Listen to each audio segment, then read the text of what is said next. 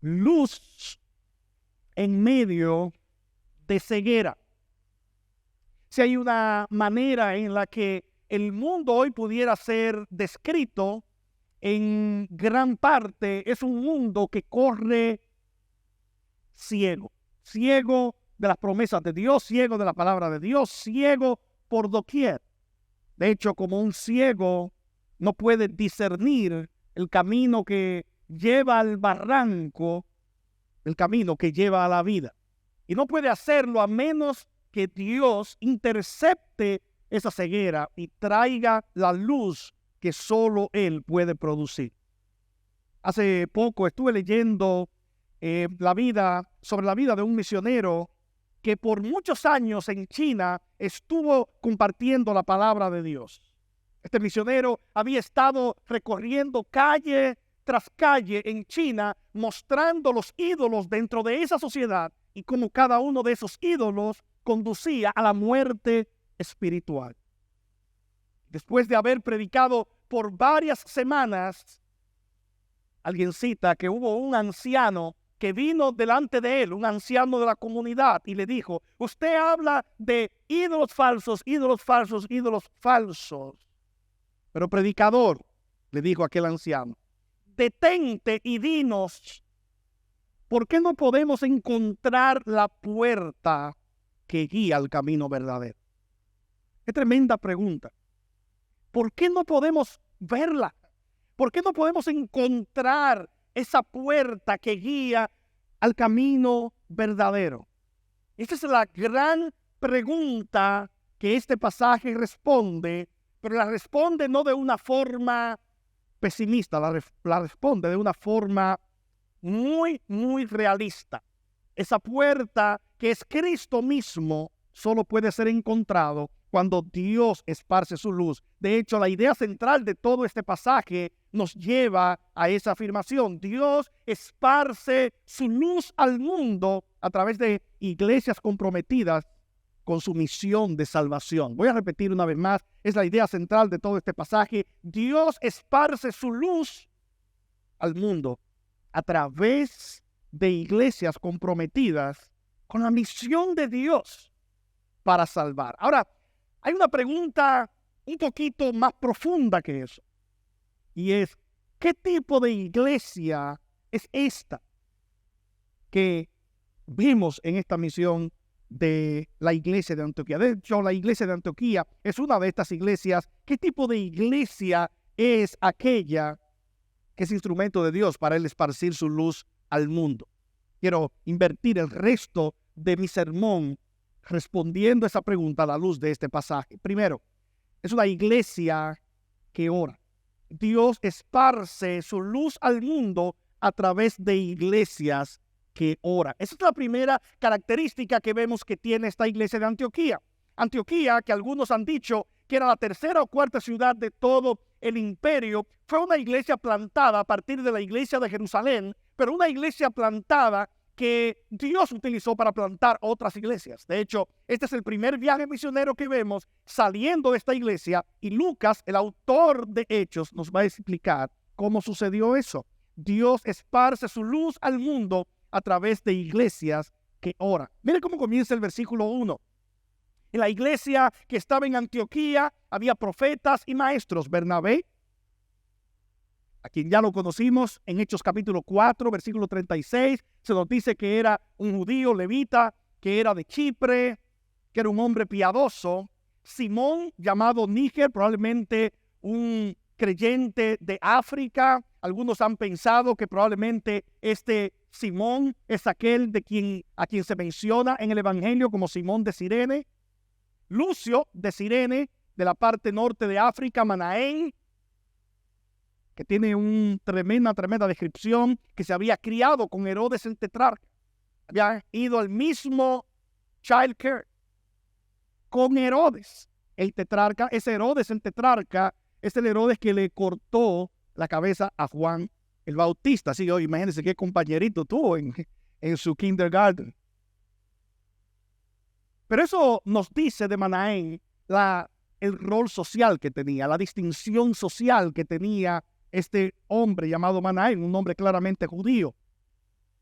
Finalmente, esta iglesia tenía también a Saulo, de quien aprendimos acerca de su conversión en Hechos capítulo 9, a quien primero vimos como un perseguidor de la iglesia, pero que estamos a punto de ver lo que Dios hizo con este hombre llamado Saulo. Saulo, que aunque aparece de último en esta lista como el más pequeño en medio de ellos, es aquel a quien el Señor ha de usar para trastornar todo el imperio, liderando varios viajes misioneros. Ese es el primero, el que estamos a punto de ver, versículo 2. ¿Qué hacían ellos? Es una iglesia que ora. Mientras ministraban al Señor y ayunaban, esta palabra ministraban al Señor es una palabra que en nuestro lenguaje puede sonar como un poquito rara, ¿verdad? Significa, ministrar es una alusión a lo que los sacerdotes en el Antiguo Testamento hacían. Así que esta es una iglesia que está orando, que está adorando al Señor. Lo que esta iglesia muestra es una unidad en su adoración. Oraban, ayunaban, una expresión clara de que no solo de pan vive el hombre. La práctica del ayuno no solo era una práctica para esta iglesia, es una práctica para la iglesia de hoy. Nosotros oramos, ayunamos. ¿Qué significa eso? Que a veces restringimos de comer alimento por un tiempo durante el día, de forma tal que podamos tomar ese tiempo para la oración. Nosotros como creyentes proclamamos a través del ayuno nuestra necesidad del Señor, ayunamos delante del Señor en oración, pero es una forma de decir, Señor, nosotros dependemos de ti en todo, y no dependemos de lo material, no dependemos del pan. Recuerdo las palabras de Jesucristo, no solo de pan vive el hombre, y Jesús dijo esas palabras en medio de un ayuno. Jesús habló de nosotros, y en su sermón del monte, él mencionó que sus discípulos debían también ayunar. Lo único que él dijo, cómo debían ayunar. No debían ayunar para ser vistos de los hombres, pero sus discípulos oran y ayudan. Así que ellos están orando, tienen una devoción continua, y esa armonía en su devoción es visualizada, porque aunque eran de diferentes lugares, todos estaban en la misma iglesia. Y yo no puedo nunca escapar de la aplicación y de las implicaciones que esto tiene para nosotros. Independientemente de los lugares diversos de donde nosotros hayamos venido, en Cristo, hermanos, eso es uno de los reflejos hermosos del poder unificador del Evangelio. En Cristo, Él nos ha hecho parte de la misma familia. Efesios 2:19, ya no hay extranjeros y advenedizos en la familia del Señor. Todos y cada uno de nosotros somos conciudadanos los unos de los otros y parte de la familia de Dios. Cuando nosotros ilustramos eso probablemente tiene una expresión mayor cuando oramos todos juntos. No importa las palabras que usemos, a veces usamos palabras diferentes para referirnos a lo mismo. Pero cuando oramos tenemos un mismo lenguaje, y es el lenguaje de dependencia delante del Señor, porque Dios esparce su luz al mundo a través de iglesias que oran. Esta iglesia estaba orando, y mientras oraban, el Espíritu Santo dijo, dice el versículo 2, aparten a Bernabé y a Saulo para la obra a la que los he llamado. El Espíritu Santo guía a su iglesia a través de su palabra hoy. Obviamente este texto que tengo en mis manos, esta Biblia que tengo en mis manos, la palabra de Dios, la Escritura dice que ella ha sido exhalada por el mismo Dios. Hoy tenemos la guía del Espíritu Santo y Él sigue guiando también a su pueblo de forma tal que nosotros hagamos lo que agrada a Dios. En este caso, el Espíritu Santo dice, aparten a Bernabé y a Saulo para la obra a la que los he llamado. Pero Dios hace esto, la guía a ellos, la unidad de esta iglesia a través de una devoción, una iglesia que ora. Leyendo sobre la vida del misionero Henry Martin, encontré una de sus citas preferidas. Él decía lo siguiente: el espíritu de Cristo es el espíritu de las misiones, y mientras más cerca estemos de Él, más intensa será nuestra carga por la obra misionera. Fin de la cita. Hermanos, solo seremos conscientes de nuestra responsabilidad misionera, de nuestra responsabilidad con el perdido, cuando nuestra relación con el Señor sea real y cercana. ¿Quieres ver a una persona que su relación con el Señor es real y cercana? Él comenzará a sentir lo que Dios siente por el perdido. La Biblia nos muestra claramente que el corazón de Dios por el perdido es compasión, es misericordia, es amor. Y a la medida que nosotros estemos más cerca del Señor, nosotros vamos a expresar ese mismo corazón. La oración es el vehículo mediante el cual el corazón de Dios se conecta con su iglesia. Por lo tanto, Dios esparce su luz al mundo a través de iglesias que oran, Me encantó como lo dice un comentarista: las iglesias sin oración siempre tendrán una visión pobre de las necesidades de los perdidos y los que perecen. Nunca veremos grandes avances en la causa del evangelio sin ver primero a la iglesia de rodillas en oración ante el Señor. Del mismo modo, antes de que el Señor comience a hacer una gran obra, Él pone su pueblo a orar. Fin de la cita. Hermanos, ¿quieres ver un pueblo instrumento del Señor? Es un pueblo de oración. Es un pueblo cercano a su Dios. Hermanos, si no hay una manera en la que hoy podamos estar más cercanos a Él que por la obra bendita de nuestro Señor Jesucristo, acercándonos a nuestro Padre en oración. Dios esparce su luz al mundo a través de iglesias que oran. Segundo, Dios esparce su luz al mundo a través de iglesias que envían y van. No solo envían, sino a través de iglesias que envían y van. Versículos 3 y 4 nos habla de tres aspectos que tenía esta iglesia de Antioquía. El primero, había una armonía en su propósito. Versículo 3 dice: entonces, después de ayunar, orar y haber impuesto las manos sobre ellos, los enviaron. Me encanta, porque cuando tú revisas esa lista en esa iglesia, vas a ver que aunque era una iglesia que en la cual el Señor había derramado muchos dones, no toda iglesia es capaz de manera fácil o de manera sencilla y humilde prescindir de dos de sus mejores líderes. Bernabé y Saulo no eran cualquier líder. Así que esta iglesia, no encontramos en el pasaje nada de que esta iglesia dijera: pero Señor, ¿tú estás seguro que tú quieres que enviemos a Bernabé y a Saulo? ¿Por qué no mandamos a Juancito Pérez y vamos a dejar este equipo que tenemos, un dream team que tenemos aquí? ¿Por qué vamos a enviar a Bernabé y a Saulo? Hermanos, porque Dios esparce su luz al mundo a través de iglesias que envían y van. Así que vemos esta armonía y propósito. Ellos impusieron la mano sobre ellos, una forma de compromiso de esta iglesia al comisionar. En otras palabras, la obra misionera no es la labor simplemente de algunos hombres a los que llamamos evangelistas o misioneros o ministros. La obra misionera es la obra de toda la iglesia. Y por lo tanto, como es la obra de toda la iglesia, al imponer sus manos, estos líderes sobre ellos, está diciendo: ustedes son enviados, pero nosotros vamos con ustedes. En otras palabras, donde quiera que ese mensaje es proclamado, nosotros también nos gozamos, celebramos, y es esta iglesia que lo está haciendo.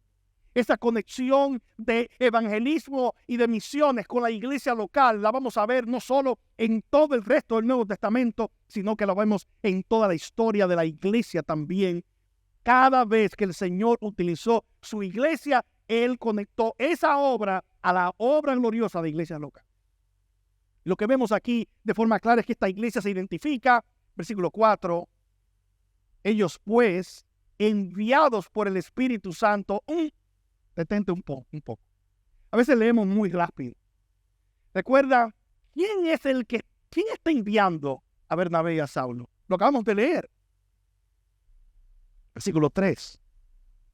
Los líderes de esta iglesia imponen sus manos sobre ellos y los envían. Pero en el versículo 4, alguien dice: parece que se le olvidó a Lucas, porque ahora él dice que no fueron ellos que lo enviaron, sino que ellos fueron enviados por el Espíritu Santo. Lucas, ¿fue la iglesia que lo envió o fue el Espíritu Santo que los envió? Hermanos, la iglesia es el instrumento del Espíritu para enviar a sus creyentes, a sus miembros, a los hijos del Señor, a donde hay oscuridad, para que Dios esparza su luz en medio del mundo. La obra del Señor siempre está conectada a la obra de su iglesia. Decía hace algunas semanas hablando aquí, muchas personas dicen: oh, yo amo mucho a Dios, lo que no me gusta es la iglesia. Hermano, tal divorcio no existe ni en las Escrituras ni en la voluntad del Señor.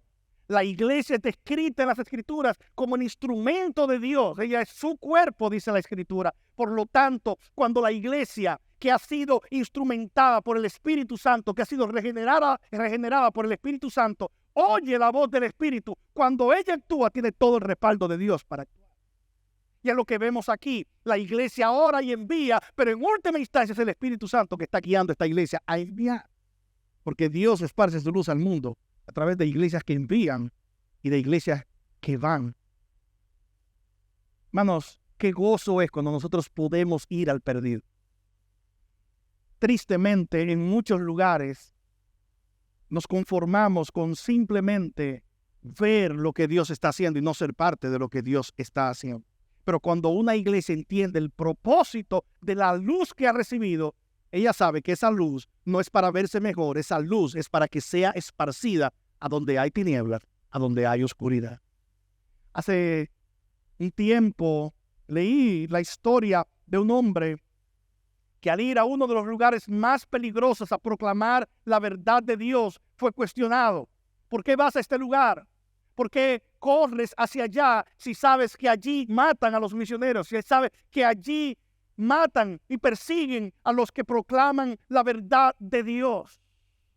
Y aquel hombre simplemente respondió: si tú me dieras una posición en el mundo donde estar, será allí al lado del infierno, al lado, en la misma puerta del infierno, de forma tal que cualquiera que va caminando rumbo allí encuentre un tremendo obstáculo, una persona de pie proclamando la verdad de Dios y la única que libra de condenación eterna.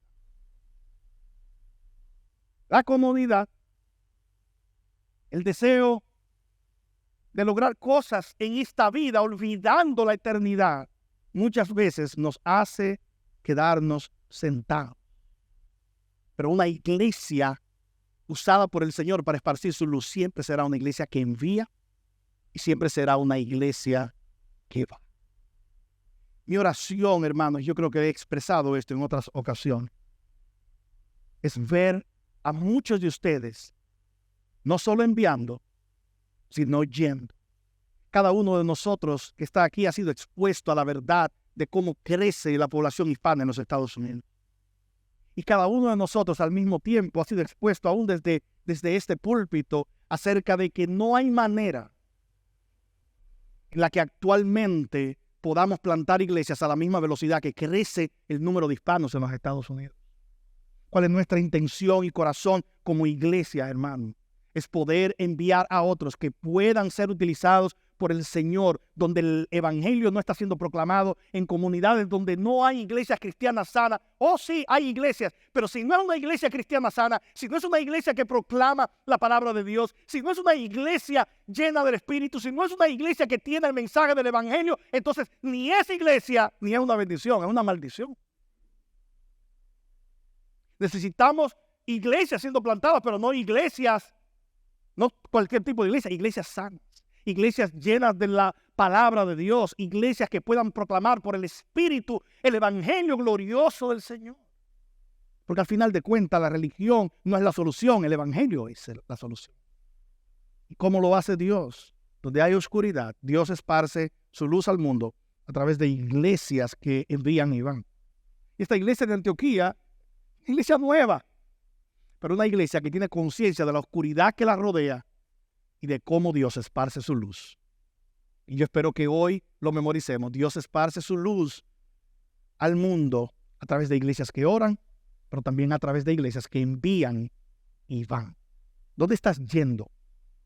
¿Con quién estás compartiendo el mensaje del evangelio? Tercero, Dios esparce luz al mundo a través de iglesias que proclaman su palabra. Dios esparce luz al mundo a través de iglesias que proclaman su palabra. Bernabé y Saulo son enviados. ¿Qué sucede con ellos? Versículo 5. Ellos parten del puerto de Seleucia y llegan a Salamina. Versículo 4 nos va a explicar claramente que luego de partir de Seleucia se embarcaron para ir a Chipre. Recuerden, Bernabé, ¿de dónde era? De Chipre.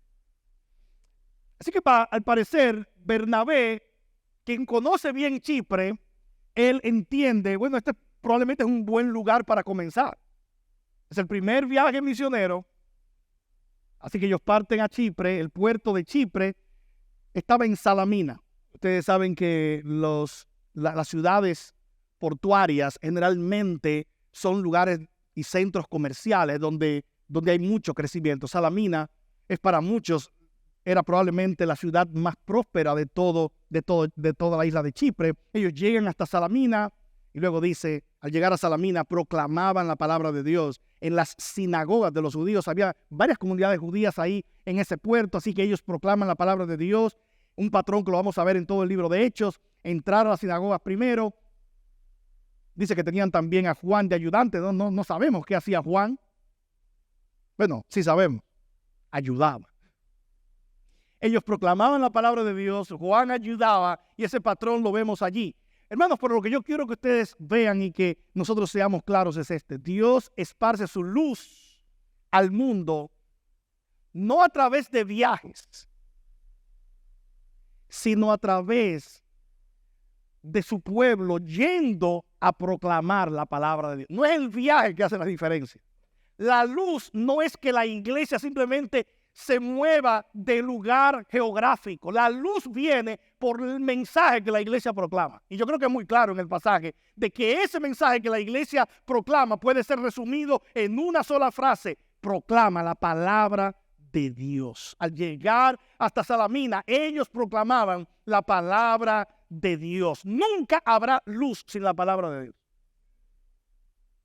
Yo lo voy a repetir una vez, hermano, porque se nos olvida. Nunca habrá luz sin la palabra de Dios. Hermanos, si no entramos a lo que Dios dice, nunca hay luz. No importa los consejos que tú recibas, si ellos no están fundamentados en la palabra de Dios, no hay luz en ellos.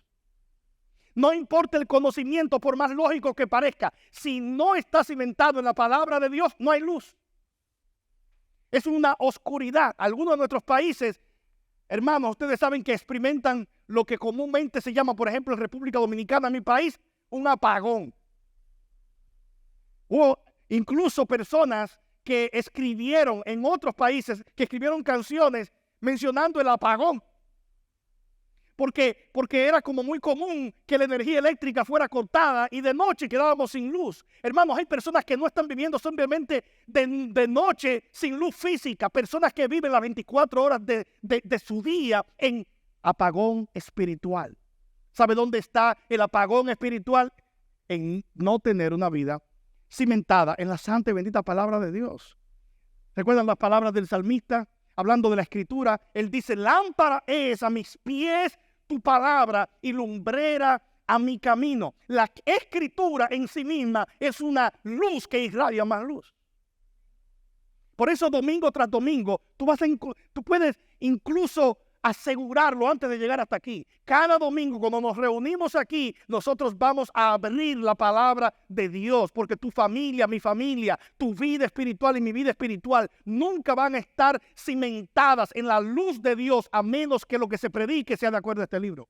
Pero este libro no puede ser la excusa para alguien hablar lo que se le antoje. Este libro debe ser proclamado, y lo que Dios dice y su consejo debe ser proclamado en su forma completa. Porque solo la luz de Dios puede transformar. Jesús dijo lo siguiente. Jesús dijo: santifícalos, orando por su pueblo. Juan 17, santifícalos en tu verdad. ¿Cuál es esa verdad? Si el mundo discute dónde está la verdad, cuál es la verdad, dónde está la verdad, Jesús simplemente respondió allí: santifícalos en tu verdad. Tu palabra es esa verdad. Pero no solo estudies y leas la palabra un domingo cuando vienes aquí. Hermanos, hagamos de la palabra de Dios nuestra vida. Hagamos de la palabra de Dios lo que transforma nuestros corazones. Cada vez nosotros mencionamos 5 grandes aspectos en nuestra relación con la palabra de Dios. Escucha la palabra de Dios.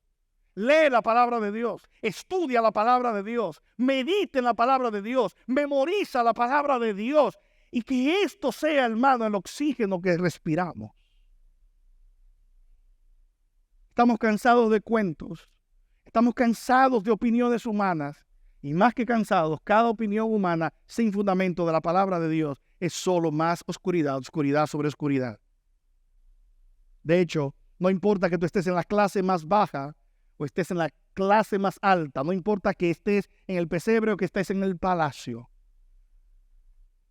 la oscuridad puede llenarte porque la oscuridad cubre el mundo donde Cristo no ha sido proclamado. De hecho, eso nos lleva a nuestro cuarto punto, porque vamos a encontrar la historia de un hombre que, aunque gobernando, estaba en oscuridad y tenía oscuridad alrededor.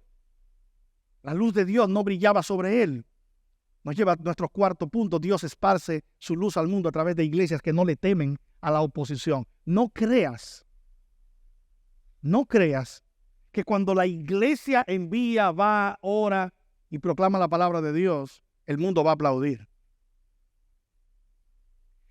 Cada vez, y lo vamos a ver en el patrón en todo el libro de Hechos, cada vez que Dios comienza a hacer su obra, cada vez que el Señor comienza a usar la iglesia para esparcir la luz, viene la oposición. Va a venir la oposición. Y esto es, hermanos, porque estamos en una guerra espiritual. Mira lo que dice el versículo 6. Dice la escritura que ellos recorrieron toda la isla y llegaron a Pafos, que era la capital de la isla de Chipre. Y cuando llegaron hasta allí, encontraron a cierto mago, hechicero. Esta es la tarjeta de presentación. Esto es lo que dice. Falso profeta judío llamado Bar Jesús. Si tú tienes alguna noción de hebreo, recordarás que Bar es hijo. Esto es lo que significa Bar en hebreo.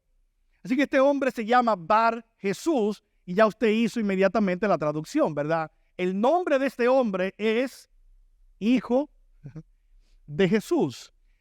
Alguien dice, pero él había escuchado de Jesús, que este hombre estaba diciendo. No, lo que pasa es que el nombre Jesús era un nombre muy común en el primer siglo, sobre todo en Palestina, y es un nombre que significa salvación. Así que el nombre de este hombre es hijo de salvación. ¿Será verdad que es un hijo de salvación? Bueno, parece que no, porque inmediatamente es introducido por Lucas como un falso profeta. ¿Qué estaba haciendo este hombre?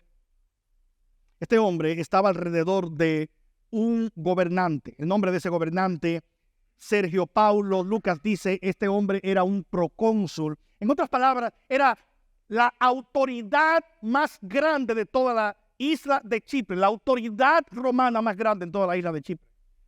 No se podía ser más grande que un procónsul. Y aquí encontramos un hombre que está en el escalafón más alto. De hecho, Lucas nos dice que es un hombre inteligente.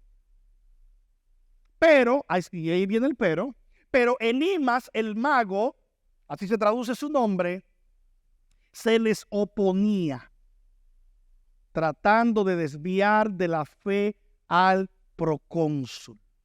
Hermano, Dios esparce su luz al mundo a través de iglesias que no le temen a la oposición, y la razón es porque siempre habrá oposición.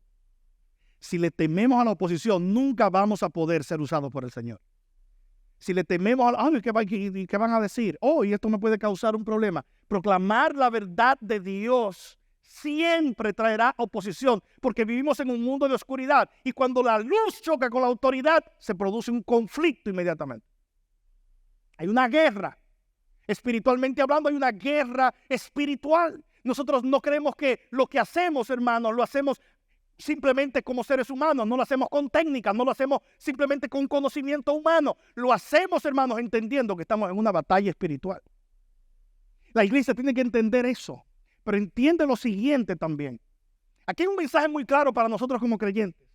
No debemos temer a la oposición, y vamos a ver lo que Pablo hace. Pero segundo, hay un mensaje para ti. Si tú no eres un cristiano, si tú no eres una cristiana, presta atención a esto, porque aquí hay implicaciones para ti. Aquí hay un principio muy claro.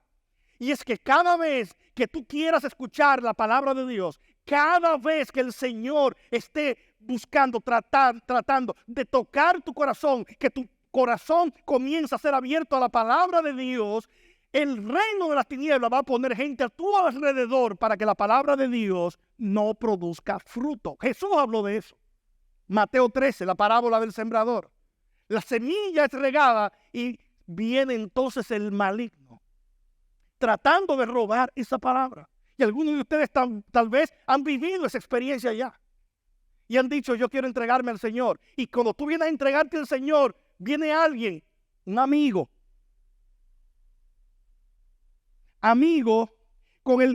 tan amigo tuyo como profeta verdadero era Bar Jesús. Ni Bar Jesús era un profeta, ni es amigo el que te trata de desviar del camino del Señor.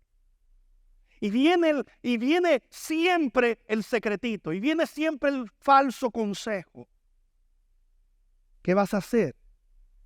Miren lo que sucedió. Dos cosas. ¿Cómo reacciona el apóstol Pablo? Versículo 9. Entonces Saulo, llamado también Pablo, interesantísimo. Esta es la última vez que vamos a leer el nombre Saulo en la Biblia. Saulo era el nombre hebreo y ahora Pablo comienza a ser llamado Pablo. Y entonces a partir de ahora, cada vez que hablemos de este apóstol, será Pablo. Y luego hablaremos de él como el líder de cualquier misión en el Nuevo Testamento. Entonces Saulo, llamado también Pablo, lleno del Espíritu Santo, fijando la mirada en él, dijo, tú, hijo del diablo. Primero, lo llama como lo que es. Él no es hijo de salvación, él es hijo del diablo. Jesús usó eso para hablarle a los fariseos. ¿Recuerda? Juan 8:44, ustedes son de vuestro padre el diablo, los deseos de vuestro padre ustedes quieren hacer. Cuando hablan mentira, de suyo habla. Él ha sido homicida desde el principio, no hay verdad en él. Ustedes son sus hijos porque esparcen sus mentiras. Este hombre está esparciendo la mentira, tratando de desviar de la fe al procónsul. Este es el ministerio de este falso profeta. Pablo lo llama como lo que es, un hijo del diablo. Y segundo le dice, estás lleno de todo engaño y fraude. Su nombre, Elimas, significaba literalmente hechicero. Así que este hombre tiene un negocio con el procónsul. Y es interesantísimo porque se nos dice que el procónsul era un hombre muy inteligente, pero tiene allí a un fraude al lado de él y él está recibiendo consejos de este hombre. Este hombre cree que tiene influencia para desviar la atención de este hombre y desviarla de los rectos caminos del Señor. Porque no es inteligencia humana lo que alguien necesita para ser salvo, lo que necesita es la luz del Evangelio para que su ceguera espiritual sea destruida y él comience a ver. Sin embargo, este hombre, Sergio Paulo, siendo quien él es, él sabe que Bernabé y Saulo tienen algo que él no tiene. Y él les llama, los hace venir delante de él. Versículo 7 lo dice, y él deseaba oír la palabra de Dios. Pablo al confrontar, versículo 10, a este falso maestro, le dice, enemigo de toda justicia. ¿No cesarás de torcer los caminos rectos del Señor? Hermano, ¿de qué caminos rectos está hablando? ¿Cuáles caminos rectos?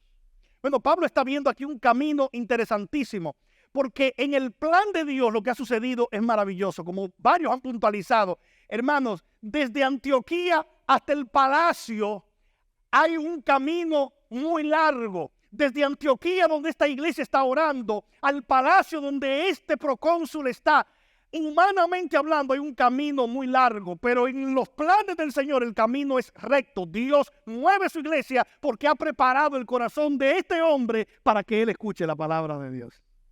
Decíamos algo ayer antes de salir a predicar el evangelio. Yo le decía a los hermanos, nuestra intención no es transformar personas. Nosotros no transformamos personas. Segundo, nuestra intención no es liberar a nadie. Nosotros no somos liberadores.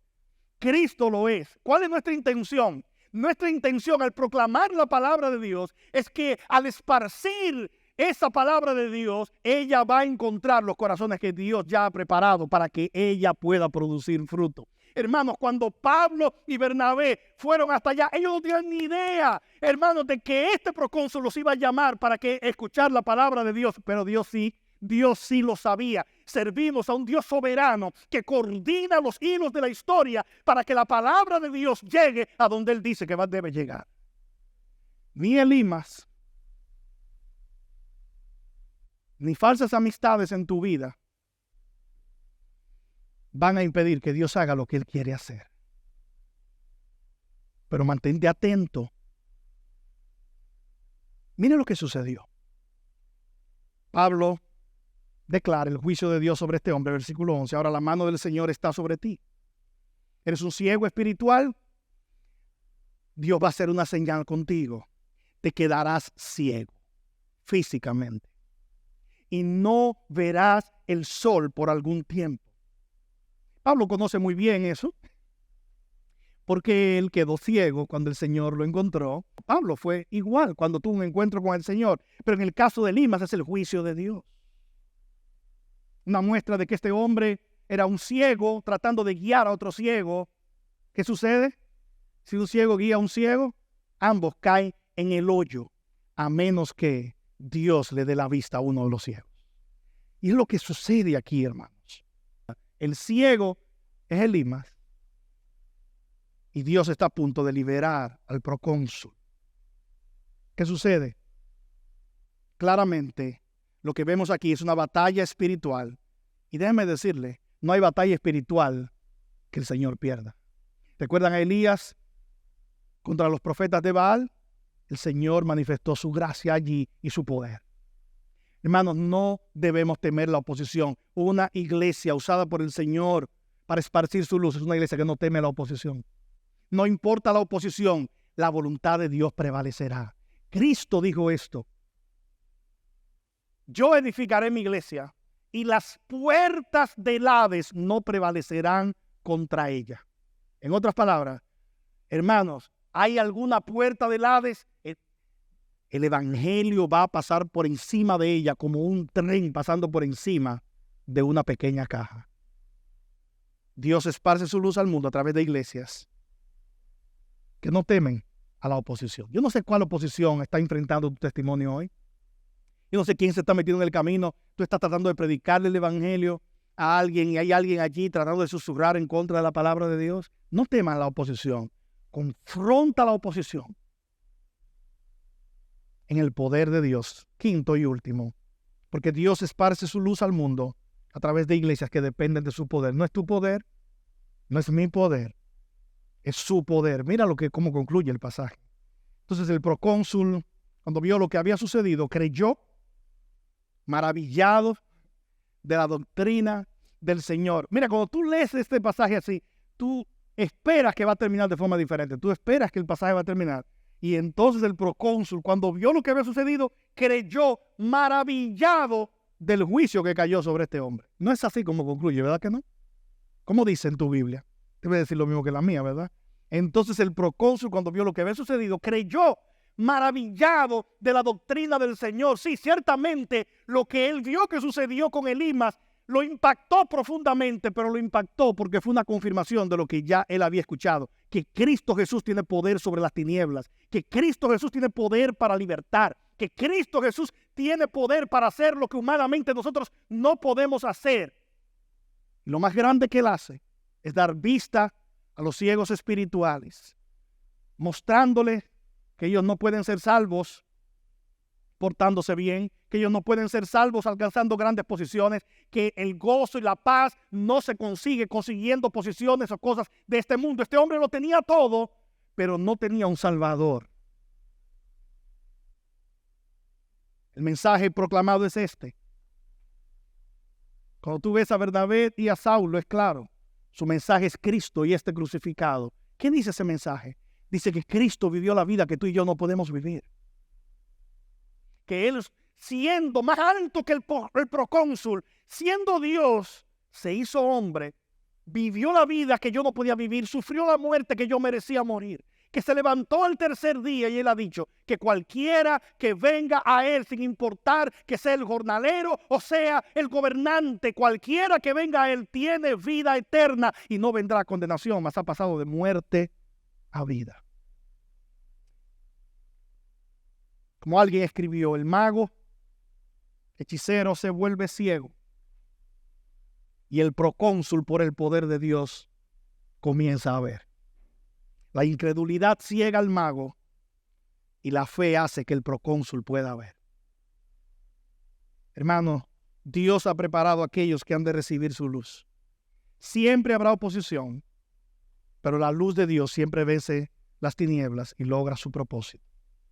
La misión de la iglesia no descansa en la habilidad de los hombres a quienes Dios envía, no descansa en el poder de las mujeres que sirven, pero en el poder transformador del evangelio que Dios ha puesto en su iglesia. Quiero terminar con dos preguntas hoy. ¿Estás aquí y no eres un cristiano? ¿A quién estás escuchando hoy? Este procónsul, en la propia escena, tenía de un lado a Elimas hablándole y del otro lado tenía la palabra de Dios. Él termina escuchando la palabra de Dios y es salvo. ¿A quién tú estás escuchando hoy? ¿Quiénes son tus consejeros? ¿Qué lees hoy? ¿Quién te habla? Online, libros, internet, televisión. ¿Cuáles son tus modelos hoy? ¿Te afirman en tu fe o te están desviando de tu fe? ¿Te acercan al Señor o te están desviando de Él? La segunda pregunta es esta. Si eres una iglesia, ¿estás yendo? ¿Estás orando? ¿Estás confrontando la oposición? ¿Estás proclamando la verdad de Dios? ¿Estás dependiendo de su poder? Porque Dios seguirá esparciendo su luz, pero siempre lo hará a través de iglesias comprometidas con su misión para salvar. Vamos a orar en esta.